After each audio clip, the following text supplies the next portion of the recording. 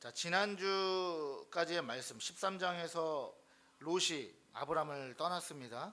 떠나 가버렸어요. 어느 지역으로 가버렸죠? 네, 소돔과 고모라죠. 소돔 지역으로 떠났습니다. 자, 그 다음에 이제 벌어진 사건. 어떤 사건이 벌어졌어요?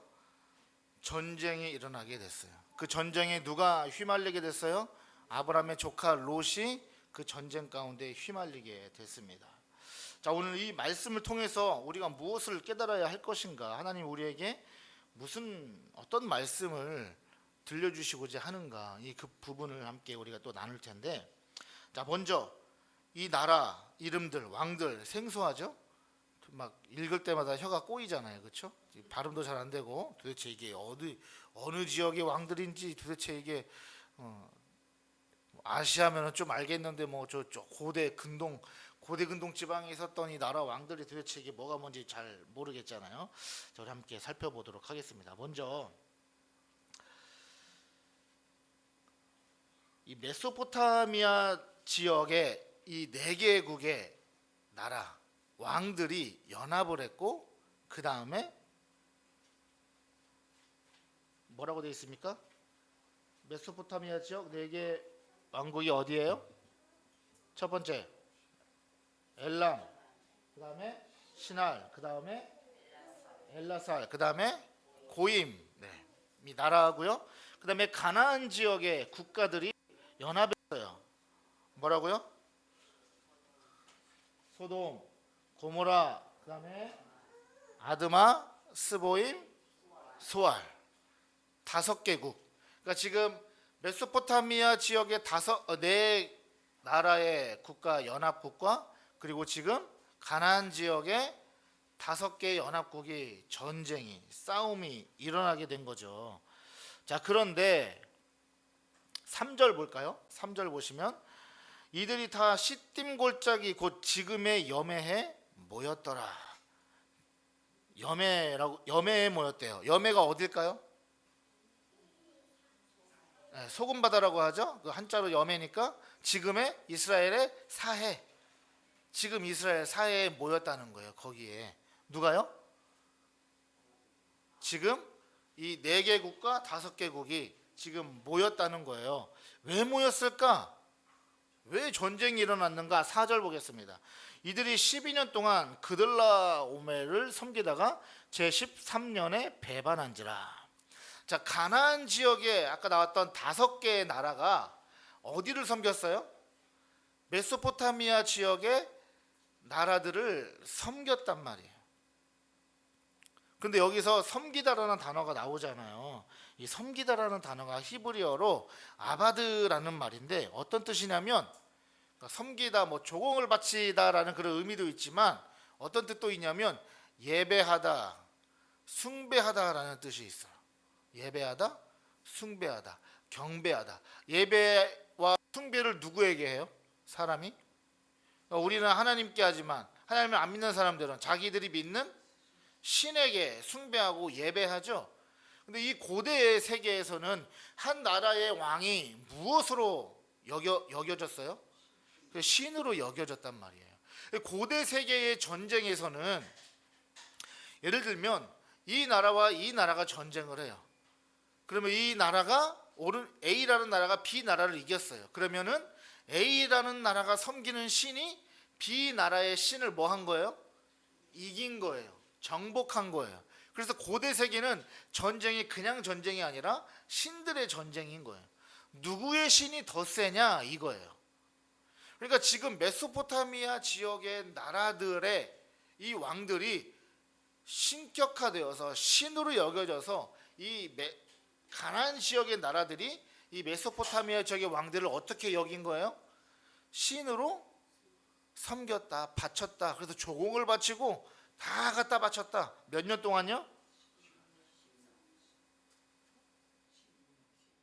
12년 동안. 12년 동안 열심히 갖다 바친 거예요.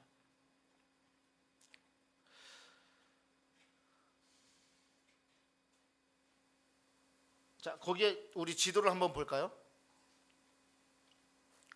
지도를 한번 보여주세요. 네, 보이시죠?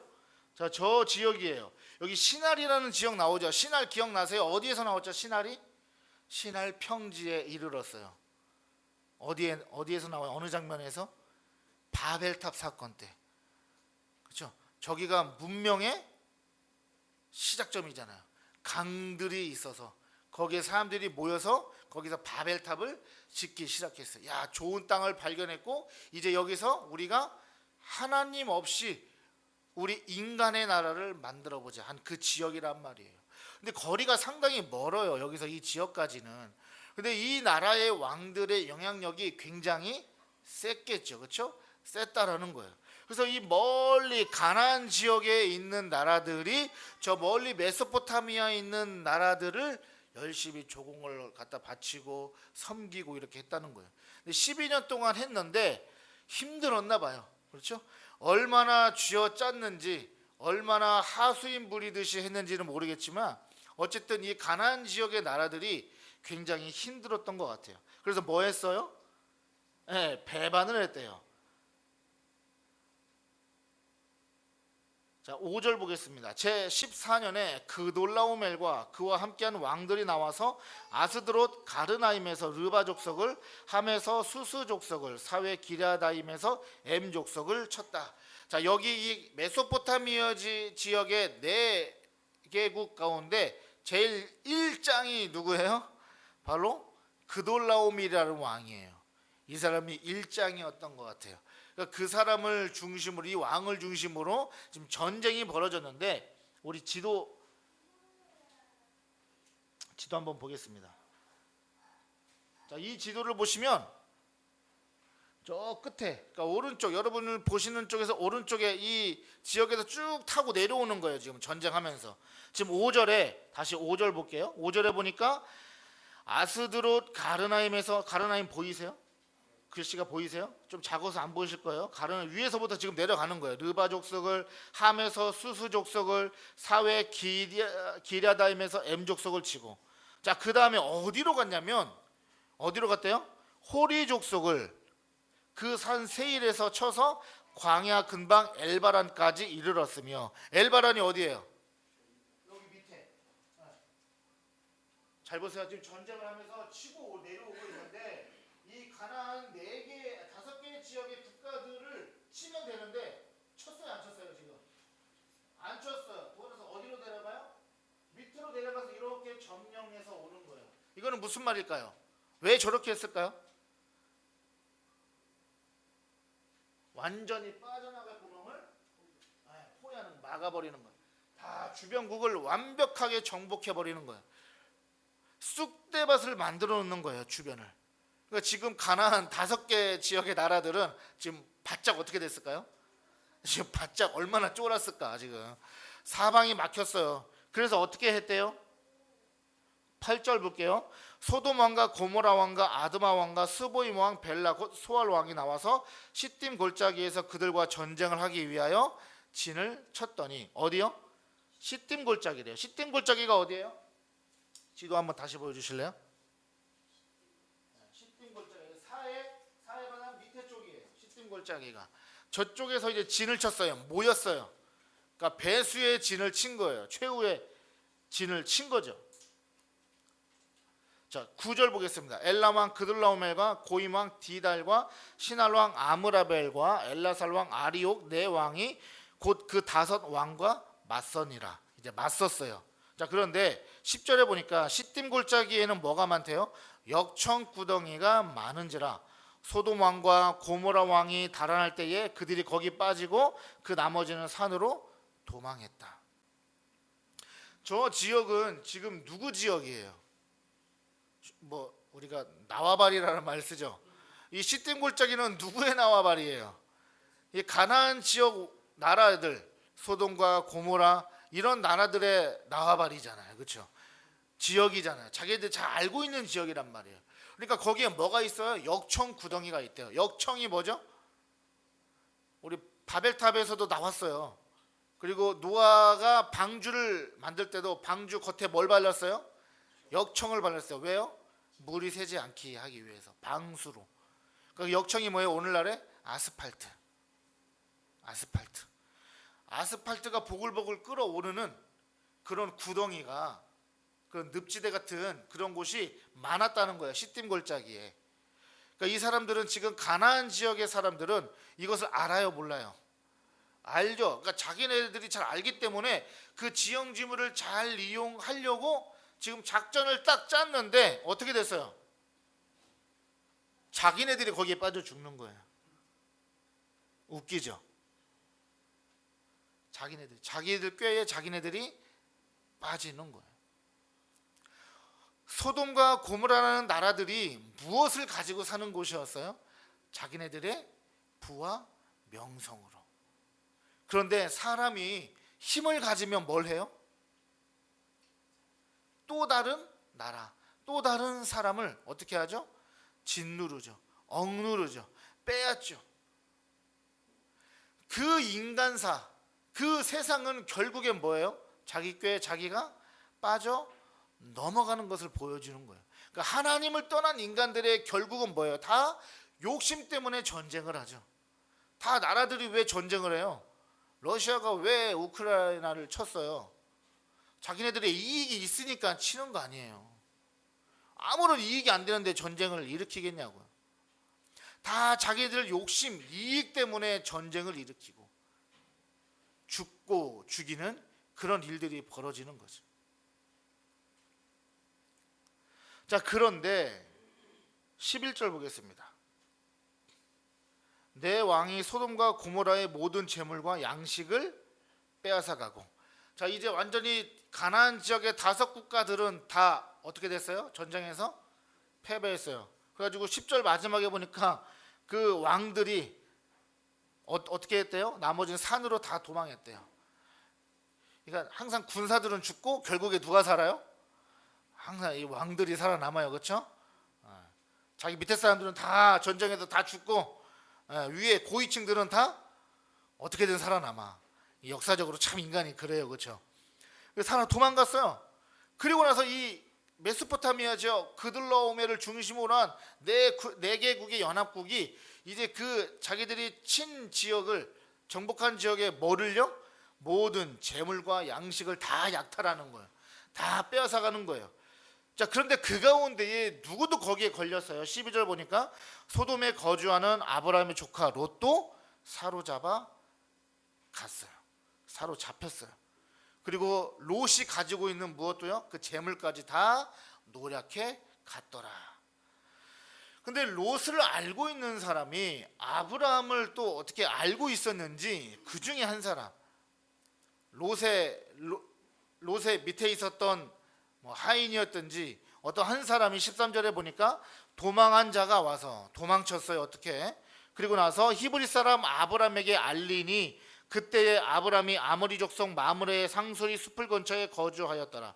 마므레는 에스골의 형제요 또 아넬의 형제라. 이들은 아브라함과 동맹한 사람들이더라. 우리 지도 다시 한번 띄워주실래요? 그 맨 밑에 지도. 네, 여기 보시면 지금 이쪽 지역에 다 시띠골 지역에서 다 패배했고요. 그리고 아브라함이 지금 어디에 있어요? 아브라함이 어디에 머물러 있다고요? 마므레. 자, 그쪽이 어디냐면 이쪽이 여기 헤브론 지역. 그러니까 지금 아브라함은 지금 이쪽에 머물러 있는 거예요. 여기서 전쟁이 벌어졌고 소돔과 고모라가 이쪽 땅에 있고, 그리고 롯이 어느 지역에 머물렀어요? 이쪽에서 머물렀겠죠? 그쪽에 롯이 이제 사로잡혀갔어요. 그 중에서 이제 한 사람이 도망 나와서 돌아서 어디로 갔어요? 네, 아브라함에게까지 죽자 살자 도망갔겠죠. 이 소식을 알린 거예요. 롯이 사로잡혀갔습니다. 전쟁이 났습니다.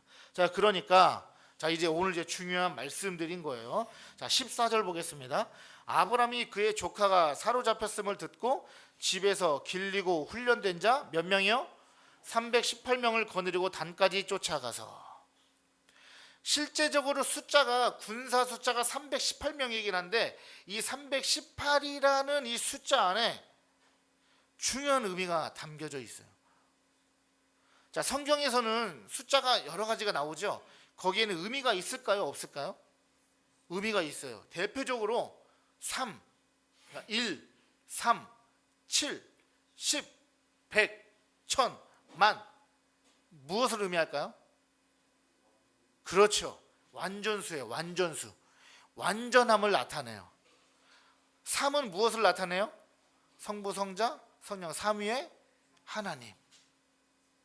7은요? 7은 또 왜 완전한 수일까요? 하나님이 창조하신 창조 세계의 날수가 며칠이었어요? 7이죠. 1, 100, 1, 10, 100, 1000은 숫자가 점점 올라가고 단위가 다르긴 하지만 그러나 중요한 하나의 완전하신 하나님, 완전함을 나타내요. 성경에는 그런 숫자적인 의미들이 있어요. 그리고 또 중요한 거, 성경에 야곱의 아들들이 몇 명이었어요? 12명. 그래서 12지파라고 하죠. 신천지에서도 이걸 갖다 써가지고 이 지파라는 말을 쓰잖아요. 그렇죠? 12지파, 야곱의 아들 12지파. 그 다음에 예수님의 제자가 몇 명이었어요? 12명. 그러니까 예수님이 괜히 12명을 부르신 게 아니에요. 여기 다 의미가 있는 거예요. 무엇을 상징해요? 야곱의 12 아들 12지파, 이스라엘의 12지파를 상징해서 예수님이 12제자를 부르셨단 말이에요. 그 12이라는 것은 그러면 무엇을 의미할까요? 하나님의 구원받은 백성들을 가리키는 거예요. 이해되셨죠? 자, 성경에는 숫자에 그런 의미들이 있어요. 그러니까 성경에 나오는 모든 숫자들에 대해서는 우리가 의미를 다 알긴 어렵지만, 그러나 성경이 그냥 기록되지 않았잖아요. 그렇죠? 하나님이 분명한 의도를 담고 하나님의 의도를 따라 지어졌기 때문에 분명한 의미가 있단 말이에요. 근데 오늘 성경에 보니까 318명을 거느렸다. 여러분 잘 생각해 보세요. 지금 메소포타미아 지역의 나라들은요, 강성한 나라들이에요. 그러니까 이 먼 지역에서까지, 가나안 지역에 5개국의 연합국인데도 불구하고 어떻게 했어요? 전쟁에서 다 패배해버렸죠. 그런데 지금 그 4개국의 연합국과의 전쟁을 하는데 아브라함의 군대 318명 가지고 전쟁이 되겠어요? 안 되겠어요? 318명 가지고 되겠어요? 안 되겠어요? 적죠. 적은 정도가 아니에요. 안 돼요. 게임이 안 돼요. 자, 성경에 318이 우리나라로 지금 성경으로 읽을 때는 318 이렇게 읽지만 히브리 성경에는 어떻게 기록되어 있냐면 따로따로 떨어져 있어요. 숫자가. 그러니까 8, 10, 3, 100 이렇게 히브리어로는 그렇게 기록되어 있단 말이에요. 그러니까 숫자가 지금 따로따로 떨어져 있어요. 원문에는 그렇게 기록되어 있단 말이에요. 이게 의미하는 바가 있기 때문에 그런 거예요. 제가 아까 얘기했던 대로 성경에서 10, 100, 1000은 무엇을 의미한다고요? 완전수, 1을 의미해요. 그러니까 잘 보세요. 8이 나왔죠? 318에서 8이 나오고 그 다음에 10이 나오고 100이 나왔어요. 그럼 1을 의미해요. 그 다음에 뭐가 남았어요? 3이 남았죠. 이거 더해보세요. 몇이 나와요? 너무 어려운 문제 냈어요? 몇이요? 12가 되는 거예요. 12가 무엇을 의미해요? 야곱의 12지파, 야곱의 12아들, 예수님의 12제자. 성경에서 12는 그러니까 무엇을 상징하냐면 하나님의 구원받은 백성들을 가리킨단 말이에요. 그러니까 지금 318명은 무엇을 상징하는 거예요? 하나님의 구원받은 백성들. 아브라함이 무엇을 가지고 있어요?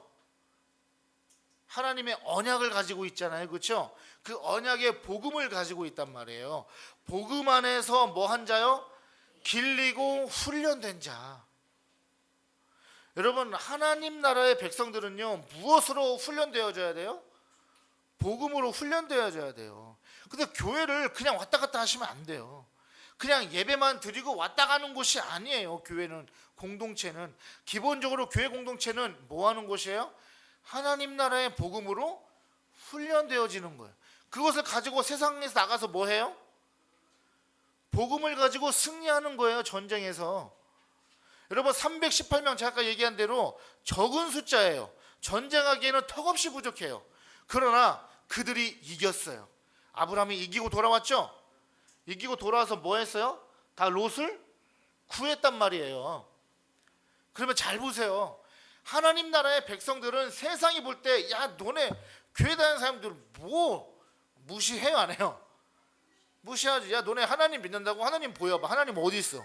예수님 있다고? 예수님 보여봐. 없잖아. 증거가 어디 있어? 라고 말하지만 세상이 볼 때는 그리스도인들이 약해 보일지 모르지만 우리는요, 무엇을 가지고 싸우는 사람들이에요?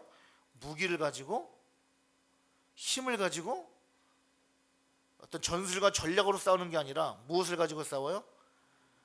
그렇죠. 하나님과 함께 하나님이 하시는 전쟁을 싸우는 거예요. 아멘이십니까? 바로 318명에는요 이런 의미가 있는 거예요. 아브라함이 당당하게 나가는 거예요. 318명과 함께 하나님이 함께 하신다. 하나님이 함께 하시면 이 전쟁 이길 수 있다 없다? 이길 수 있다라는 거예요. 참고로 제가 이제 숫자 얘기가 나와서 말인데, 이게 요즘에 하도 신천지가 난리잖아요. 신천지의 가장 큰 특징이 뭐죠? 그들이 말하는 게 14만 4천 명. 왜 이렇게 14만 4천 그래요? 아세요 이유를? 14만 4천 명이 무엇을 말하고 있는지. 14만 4천 명 안에 들어가야 된대요. 그렇죠? 그래서 신천지가 14만 4천 명을 모으려고 열심히 노력했어요. 그렇죠? 근데 보니까 사람들이 그래 이제 너도 나도 14만 4천 명 안에 이제 들어가야 된대. 우리 들어가야 구원받는데 가지고 신천지에 막 들어가서 열심히 이제 이만희를 열심히 따랐어. 근데 보니까 요즘에 신천지가 14만 4천 명이 넘었어요, 안 넘었어요? 넘어버렸네. 그래서 교리를 또 바꿨죠. 다르게 한단 말이에요. 근데 여러분 14만 4천 명은 그러니까 숫자적으로 문자적으로 14만 4천 명만을 말하는 게 아니에요. 요한계시록에 나온 이 말씀은 상징이에요. 상징. 여러분 생각해 보세요. 대한민국을 떠나서 21세기를 떠나서 구약시대에 구원받은 사람만 해도 14만 4천 명이 넘을 것 같아요? 안 넘을 것 같아요? 이미 넘죠. 그래 안 그래요? 예수님 시대에 예수님의 복음을 듣고 말씀을 듣고 사도들의 말씀을 듣고 예수 그리스도를 믿은 사람만 해도 14만 4천 명 넘었을 것 같아요? 안 넘었을 것 같아요? 넘었죠. 그러니까 상식적으로만 생각해도 이게 넘어갈 일이 아닌데, 희한하게 학교 교수가 됐든 의사가 됐든 박사가 됐든 희한하게 이단에 넘어가요. 이것은 무슨 의미예요? 영적인 것은 사람이 똑똑하고 못 배우고를 떠나서 사단이 전략적으로 유혹하면 넘어갈 수밖에 없어요. 정신 차려 있지 않으면. 자, 그래서 14만 4천 명을 짧게 좀 얘기를 하면, 성경에서 말하는 요한계시록에서 말하는 그 14만 4천이 어떤 의미냐? 자, 보세요. 아까 말한 거 12지파 12. 그 다음에 예수님의 12 제자 12. 그 다음에 천이 뭐냐면요, 구약에서 군대 단위를 말해요. 하나님이 계수하시는 전쟁을 위해서 이스라엘 군대가 세워지는 데 있어서 기본적인 군대 단위를 성경에서 천이라고 해요. 자, 민수기 31장 4절 보겠습니다. 민수기 31장 4절 보여주세요. 우리 같이 읽어볼까요? 시작.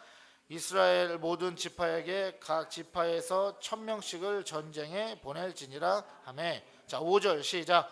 각 지파에서 1000명씩 이스라엘 100만 명 중에서 12,000명을 택하여 무장을 시킨지라. 아멘. 여기도 12,000명이네. 10이잖아요. 그렇죠? 그러니까 지금 14만 4천 명은 12 곱하기 12 곱하기 1000 해서 그 인원수가 어떻게 되는 거예요? 그래서 14만 4천 명이 되는 거예요. 그러니까 이것은 딱 문자적으로 14만 4천을 가리키는 게 아니라 이스라엘의 12지파, 예수님의 12사도가 상징하는 게 뭐다? 하나님의 구원받은 백성들, 하나님의 영적 군사들, 저와 여러분들, 구원받은 백성들을 말하는 거예요. 할렐루야. 그들이 하나님 나라에 이른다는 거예요. 하나님의 백성들. 그러니까 딱 14만 4천 명을 말하는 게 아니라, 그러니까 신천지의 그 교리에 넘어가는 게 얼마나 어리석어요 이게. 자, 그 요한계시록 그 7장의 이하에 보면요, 그 다음부터 뭐라고 나왔냐면 각 지파마다 전쟁에서 전쟁할 수 있는 성인 남성 12,000명이 지파별로 이렇게 나옵니다. 요한계시록 7장에 보면. 그러니까 12,000, 10이잖아요, 그렇죠? 12,000. 지파별로 12,000, 12,000, 12,000, 12,000. 그래서 12,000 곱하기 12 하면 어떻게 돼요? 또? 그래서 또 14만 4천이 되는 거예요. 그것은 상징적으로 하나님의 구원받은 백성들을 가리키는 것이지, 한 명, 두 명, 세 명 할 때 그 14만 4천 명만을 말하는 게 아니란 말이에요. 자, 이제 아셨죠? 자, 신천지에 넘어갈 일 없으시죠 이제? 네, 정신 차리시길 바랍니다. 자, 어쨌든 다시 돌아와서 아브라함의 군대 318명은 결코 큰 숫자가 아니다. 그럼에도 불구하고 전쟁에서 이기고 승리하고 돌아왔다. 그 이유는 하나님이 함께 계셨기 때문이다라는 거예요. 하나님이 우리와 함께 계신다라는 거예요. 그러니까 여러분, 복음에 헌신하고 충실한 백성들에게 하나님이 함께 하신다라는 거예요.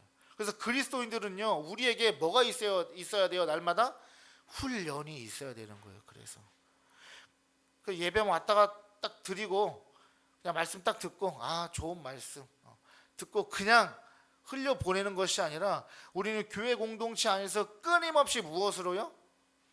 복음으로, 말씀으로 양육받고 훈련받아서 뭐예요? 세상 가운데에서, 세상에서, 전쟁에서 승리하는 거예요. 교회 공동체 안에서도 우리가 훈련받지만, 우리가 또 누구로부터 또 훈련받아요? 하나님으로부터. 여러분, 각자의 삶 속에서 직접적으로 하나님으로부터 훈련 받으세요? 안 받으세요? 하나님이 여러분들의 삶을 시험하실 때가 있어요? 없어요? 있죠. 그런 시험과 연단을 통해서 우리가 누구로요? 그리스도의 군사로 훈련되어져 가는 거예요. 그래서 성경에 우리를 가리켜서 뭐라고 합니까? 영적 군사, 군인으로 표현하잖아요. 그래서 뭐 하래요? 전신 갑주를 입으라. 우리는 군인이란 말이에요. 영적 군인.